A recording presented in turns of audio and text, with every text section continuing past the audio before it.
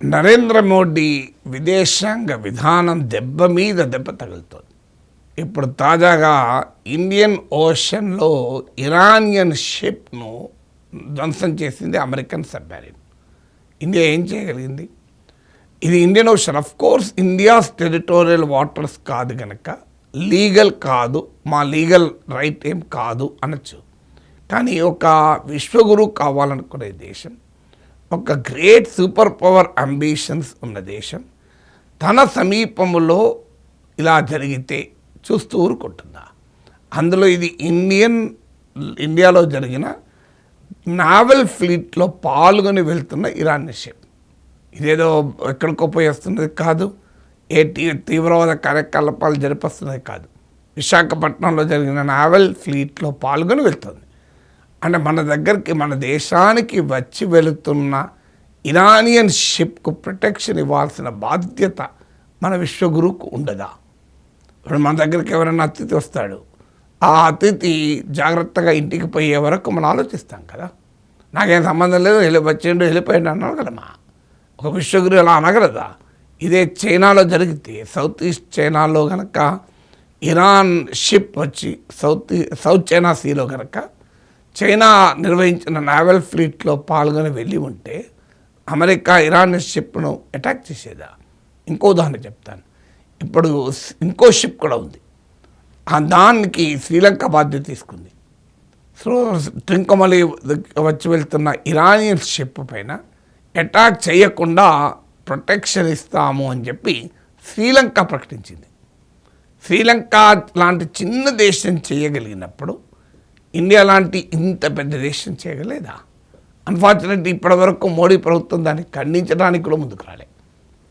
అంటే ఇలా మా దగ్గరికి వచ్చి వెళ్తున్న, మేము నిర్వహించిన నావల్ ఎక్సర్సైజ్లో పాల్గొని వెళ్తున్న ఇరానియన్ షిప్ను ఇలా మా వాటర్స్కు సమీపంలో మీరు ఇలా యుఎస్ అటాక్ చేసి ధ్వంసం చేయడం న్యాయం కాదు అని ఒక్క మాట కూడా అనటానికి ధైర్యం లేదు.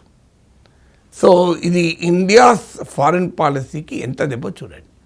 ఇండియా గ్లోబల్ పవర్ అంబిషన్స్ని ఎవరు నమ్ముతారు? ఇప్పుడు ప్రపంచంలో అనేక దేశాలు మనను సూపర్ పవర్గా అంగీకరిస్తాయా? ఒక శ్రీలంక ఇవ్వగలిగిన అష్యూరెన్స్ను ఇంత పెద్ద దేశం ఇవ్వలేకపోయింది అని. అందువల్ల మోడీ ప్రభుత్వ ఫారిన్ పాలసీ ఇటీవల కాలంలో ఎలా క్లీన్ బౌల్ అవుతుందన్న దానికి ఇరాన్ షిప్ తాజా ఉదాహరణ మాత్రమే. రెండవది ఖమేనీ అంతం కావడం. ముందేమన్నారు? ఖమేనీ అంతం అయినప్పుడు కనీసం సంతాపం చెప్పలేదు, ఖండించలేదు. దీనికి జాతీయ మీడియాలో బీజేపీ ప్రతినిధులు సంజీవ్ వర్మ లాంటి వాళ్ళు వచ్చి అసలు ఖమేనీకి మనం ఎందుకు సంతాపం తెలపాలి, ఖమేనీకి సస్తే మనకేంది అనే రీతిలో మాట్లాడారు. ఖమేనీ సిటిజన్షిప్ అమెండ్మెంట్ యాక్ట్ వ్యతిరేకించాడు, కశ్మీర్ విషయంలో మన వ్యతిరేక వైఖరి తీసుకున్నాడు. అలాంటి ఖమేనీకి మనం ఎందుకు బాధపడాలి అన్నారు. ఏమైంది? మళ్ళీ 2-3 రోజుల తర్వాత వెళ్ళి ఇండియన్ ఫారెన్ సెక్రటరీ వెళ్ళి, విక్రమ్ మిస్త్రీ వెళ్ళి ఇరాన్ ఎంబసీకి వెళ్ళి సంతాపం చెప్పి వచ్చారు. ఏమంటున్నారు? ఇప్పుడు సైనిక ఘర్షణలతో వివాదాలు పరిష్కారం కావు. మరి ఏమైంది? ఒకవేళ నీకు నిజంగానే by any reason, right or wrong, you taken a stand. Khamenei విషయంలో ఇండియా సింపతి చూపెట్టదు. So American attack on Khamenei, Israel attack on Khamenei. So ఖమేనీని అంతం చేయడాన్ని మేము సమర్థించము, కానీ అదే సమయంలో దాని మీద మేము రియాక్ట్ కాము, మాకు వ్యతిరేక వైఖరి తీసుకున్నాడు అనే స్టాండ్ తీసుకుంటే okay, right or wrong, that is a stand, you can criticize the stand. But ఏమైంది? ఇప్పుడు అలా స్టాండ్ తీసుకోలేదు. ఇప్పుడు వెళ్ళామో మళ్ళీ 3 రోజుల తర్వాత విమర్శలు వచ్చాక ఇప్పుడు ఖమేనీ అంతను మేము సంతాపం తెలుపుతున్నామని ఇప్పుడు మాట్లాడారు. ఇప్పుడు మాట్లాడడం వల్ల వచ్చిన బెనిఫిట్ ఏమైనా ఉంటుందా? ఎందుకంటే ఆల్రెడీ ఇరాన్కు అర్థమైంది, ప్రపంచానికి అర్థమైంది, దేశ ప్రజలకు అర్థమైంది. మన ఖమేనీని అంతం చేసినా మన మోడీ ప్రభుత్వం రియాక్ట్ కావటానికి భయపడింది అని. ఇప్పుడు మళ్ళీ మెల్లగా రియాక్ట్ అయ్యారు. సో రియాక్ట్ కాకపోవడం వల్ల వచ్చిన బెనిఫిట్ పొందలేదు, రియాక్ట్ అవడం వల్ల వచ్చే బెనిఫిట్ పొందరు. మరి మోడీ ఫారిన్ పాలసీ ఏం సాధించినట్టు? ఇది రెండవ ఉదాహరణ. మూడో ఉదాహరణ ఇజ్రాయెల్ పర్యటన. ఇజ్రాయెల్కు ఎందుకు వెళ్ళాలి? ఈ సమయంలో ఎందుకు వెళ్ళాలి ఇంత ఎక్స్పోజ్? ఇప్పుడు ఈ వార్కు ముందు వెళ్ళిన గ్లోబల్ లీడర్ ఎవరంటే నరేంద్ర మోడీ. సో మనకు చాలా కీలకమైన ప్రాంతం ఇది వెస్ట్ ఏషియా. మన దశాబ్దాలుగా ప్రభుత్వాలు ఏదున్నా, పార్టీలు ఏది పాలించినా చాలా స్ట్రాటజిక్ బ్యాలెన్స్ మెయింటైన్ చేస్తూ వచ్చాం. ఇరాన్ ప్రజలకు భారతీయులంటే గౌరవం ఉంది. ఇరాన్కు ఇండియాకు మంచి రిలేషన్స్ ఉన్నాయి. ఈవెన్ మోడీ ప్రభుత్వంలో కూడా చబర్ పోర్ట్లో మనం ఇన్వెస్ట్ చేస్తున్నాం. ఇప్పుడు తాజాగా కూడా విశాఖపట్నంకు వెళ్ళింది ఇరానియన్ నావల్ ఫ్లీట్. మన కమేని నాయకత్వం ఇరాన్తో సంబంధాలు లేవా? సో ఇలా సంబంధాలు ఉన్న దేశం ఒక వార్ వచ్చే ముందు వెళ్ళి ఇజ్రాయెల్ ప్రైమ్ మినిస్టర్కి అంతటి సాలిడారిటీ చెప్పాల్సిన అత్యవసర పరిస్థితి ఏంటి? What are the emergency national interest in that? So మనకేం సంబంధం అది?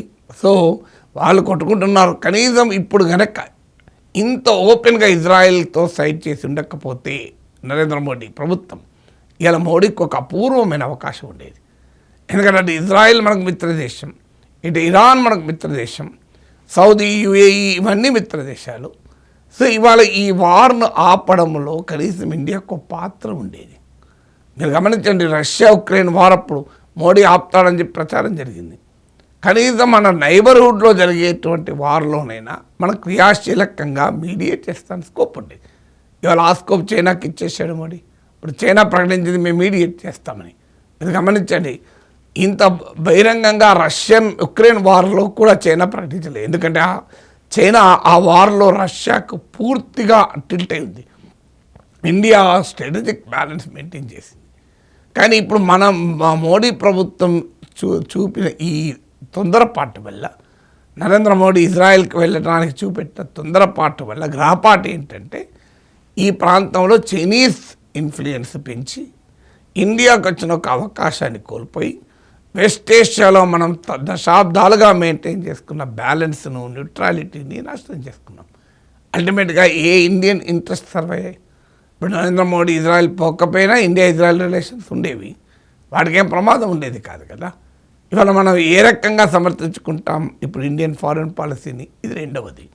మూడవది ఇప్పుడు రష్యన్ ఆయిల్.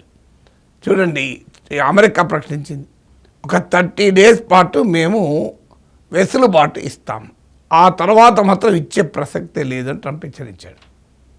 చూడండి ఎందుకు? ఇప్పుడు ఆల్రెడీ రష్యా నుంచి ఈస్ట్ ఏషియా వెళ్తున్న 2 ఆయిల్ వెసల్స్, ఒకటి ఆల్రెడీ ఇండియాకి చేరుకుంది, ఇంకోటి కూడా వస్తుంది. నిన్నటిదాకా ఇండియా అమెరికా ట్రేడ్ డీల్ కుదుర్చుకోవాలంటే నువ్వు రష్యా నుంచి ఆయిల్ కొనొద్దని చెప్పి ఇవాళ రష్యా నుంచి ఆయిల్ కొనడానికి అనుమతిస్తున్నారు. అంటే మన పరిస్థితి ఏంటి? భారతదేశం ట్రంప్ వద్దంటే ఊరుకోవాలి, ట్రంప్ కొనమంటే కొనాలి, మళ్ళీ వద్దంటే ఊరుకోవాలి. ఒక విశ్వగురు కావాల్సిన దేశం, ఒక బలమైన అగ్రరాజ్యం ఆధిపత్యాన్ని ఇలా అంగీకరించగలుగుతుందా? నువ్వెవరని చెప్పగలగాలి కదా. నాకు అవసరం ఉంటే కొనుక్కుంటాను. ఇప్పటిదాకా భారత ప్రభుత్వం ఏం చెప్పింది? మా ప్రజల వినియోగదారుల అవసరాలకు అనుగుణంగా మేము నిర్ణయం తీసుకుంటామన్నారు. మరి నిన్నటిదాకా రష్యన్ ఆయిల్ తగ్గించుకుంటూ వచ్చాం. ఇప్పుడు ట్రంప్ 30 రోజులు రిప్రీవ్ ఇస్తే వెసులుబాటుతో మళ్ళీ రష్యన్ ఆయిల్ కొంటున్నాం. అంటే ట్రంప్ ట్యూన్కు నాట్యం ఆడే స్థాయిలో మన భారతదేశం ఎందుకు ఉండాలి? సో ఇది మన ఇంట్రెస్ట్లో మన నిర్ణయాలు కాకుండా ట్రంప్ దయదలిస్తే రష్యన్ ఆయిల్ కొంటాం, ట్రంప్ దయదలేకపోతే రష్యన్ ఆయిల్ కొనం. సో రష్యన్ ఆయిల్ విషయంలో కూడా మోడీ ఫారిన్ పాలసీ ఎంత బ్లండరో అర్థమైంది. ఇక 4వది బంగ్లాదేశ్. బంగ్లాదేశ్లో పరిణామాల వెనకాల కూడా అమెరికా ఉంది, అది అందరికీ తెలుసు. అమెరికా పాకిస్తాన్ల వెనకాల ఉండి నడిపించారు. సో ఆ పరిణామాలు జరుగుతున్నది సమయంలో మనకు అంచనా లేదు. మనం కంప్లీట్గా షేక్ హసీనాలో ఇన్వెస్ట్ చేశాం, కంప్లీట్గా. వాస్తవంగా బంగ్లాదేశ్ నేషనలిస్ట్ పార్టీతో కూడా ఇండియాకు మంచి రిలేషన్స్ ఉన్నాయి. సో బిఎన్పిని కూడా పక్కకు పెట్టి టోటల్గా హసీనా వైపు ఉన్నాం. కానీ దాని పరిణామం ఏంటి? జమాత్ ఇస్లామీ బలపడింది. ఒక దశలో జమాత్ ఇస్లామీ తీవ్రమైన యాంటీ ఇండియన్ స్వభావం కలిగిన ప్రోపాక్ ఫండమెంటలిస్ట్ గ్రూప్ ఇలా ప్రధాన ప్రతిపక్షమై కూర్చుంది. సో మోడీ ప్రభుత్వం తర్వాత కరెక్షన్ మొదలుపెట్టి తారిక్ రెహమాన్తో సంబంధాలు పెట్టుకోవడం, బేగం ఖలీదా జియా అంత్యక్రియలకు మన ఫారిన్ మినిస్టర్ పోవడము, ఇవన్నీ జరిగాయి. కానీ why did you not do it earlier? మన హసీనా ఒక్కరి దగ్గరే కంప్లీట్గా మన ఫారిన్ పాలసీని ఎందుకు ఇన్వెస్ట్ చేశాం? అని అమెరికా ఈ కుట్రలు పన్నుతోంది, పాకిస్తాన్ ఈ కుట్రలు పన్నుతుంది అన్న అవగాహన కూడా లేకుండా బంగ్లాదేశ్ విషయంలో మనం ఏం చేయగలిగాం, ఎంత ప్రభావం చూపగలిగామన్న తర్వాత సంగతి. కనీసం you cannot be caught by surprise కదా. నీ జరిగేదాకా నీకు తెలియకుండా ఉంటే అది ఏ రకమైన పరిణామం. షేక్ హసీనా పట్ల ప్రజల్లో ఇంత వ్యతిరేకత వ్యక్తమైందన్న అంచనా కూడా భారత ప్రభుత్వానికి లేదు. ఇక 5వది ఆపరేషన్ సింధూర్. మీరు గమనించండి, ఆపరేషన్ సింధూర్ మనకన్నా ముందు ట్రంప్ అనౌన్స్ చేశాడు, ఈ వారం ఆగిపోతుంది, నేనే ఆపానని. మోడీ ట్రంప్ను కౌంటర్ చేయలేదు. భారత ప్రభుత్వానికి చెందిన కింది స్థాయి వాళ్ళు ఏదో వివరణ ఇచ్చే ప్రయత్నం చేశారు. ట్రంప్ అనేక మార్లు ఇప్పటికీ చెప్పుకుంటున్నాడు. ఆపరేషన్ సింధూర్ తర్వాత జరిగిన పరిణామాలు చూడండి. పాకిస్తాన్ సౌదీ అరేబియా మధ్య డిఫెన్స్ అగ్రిమెంట్ కుదిరింది. పాకిస్తాన్ చైనా నెక్సెస్ మొదటి నుంచి ఉంది. పాకిస్తాన్ యుఎస్ నెక్సెస్ పెరిగింది. ట్రంప్ పెద్ద ఎత్తున ఇవాళ పాకిస్తాన్ సపోర్ట్ చేస్తున్నాడు. అరబ్ ఇస్లామిక్ నాటో ఏర్పాటు అనే సమావేశంలో పాకిస్తాన్ పాల్గొన్నది. ఈ ఆపరేషన్ సింధూర్ పైన వివరించడానికి మన పార్లమెంట్ సభ్యులందరినీ ప్రపంచమంతా పంపించాం. కానీ ఎన్ని దేశాలు స్పష్టంగా పాకిస్తాన్ చర్యలు ఖండించాయి? వెళ్ళదంటే పోనీ డిప్లొమసీలు అలా ఖండించరు, ఎవరి ఇంట్రెస్ట్లు వాళ్ళకుంటే అనుకుందాం. కానీ మీరు కంప్లీట్గా పాకిస్తాన్ అప్పర్ హ్యాండ్ ఎలా తీసుకుంది, ఇంత దెబ్బతిన్నాక ఇంత దుర్మార్గంగా పహల్గాంలో తీవ్రవాద చర్యకు పాల్పడి దోషిగా ప్రపంచం ముందు నిలబడాల్సిన పాకిస్తాన్ పోస్ట్ ఆపరేషన్ సింధూర్లో తన డిప్లొమసీ ద్వారా ఎలా బలపడగలిగిందనే క్వశ్చన్. పాకిస్తాన్కున్న క్లౌట్ ఎంత? అదొక దివాలా తీసిన దేశం, ఒక దిగజారిన దేశం, కంప్లీట్ ఎకానమీ కొలాప్స్ అయి ఉంది. అయినా కూడా పాకిస్తాన్ అది become close to America, close to China, close to Saudi Arabia, even Turkey even operation సింధూర్లో కూడా పాకిస్తాన్ సపోర్ట్ చేసింది. సో పాకిస్తాన్ ఐసోలేట్ చేయాలన్నది భారతదేశ ఫారిన్ పాలసీ. అది మోడీ ఉన్నా ఎవరున్నా.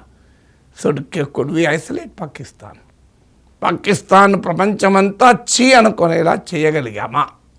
పైగా పాకిస్తాన్ క్లౌడ్ పెంచుకోగలిగింది పోస్ట్ ఆపరేషన్ సింధూర్.